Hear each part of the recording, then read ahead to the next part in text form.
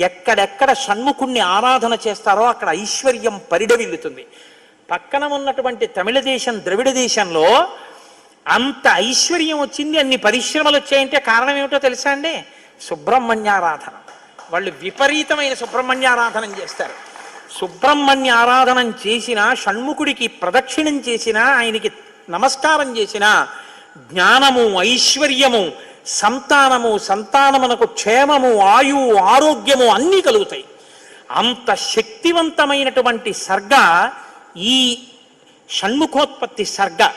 అందుకే వాల్మీకి మహర్షి ఎప్పుడూ కూడా అసలు ఫలశ్రుతి చెప్పరు. కానీ ఈ షణ్ముఖోత్పత్తి గురించి చెప్పిన తర్వాత, అందుకే షణ్ముఖుడికి ఉన్న గొప్పతనం ఏమిటో తెలుసా అండి? ఆయనకి ఒక గొప్ప విజయాన్ని సాధించాడు షణ్ముఖుడు ఒక్కడే. శైవ వైష్ణవాలు రెండూ కూడా వియ్య వందేట్టు చేశాడు.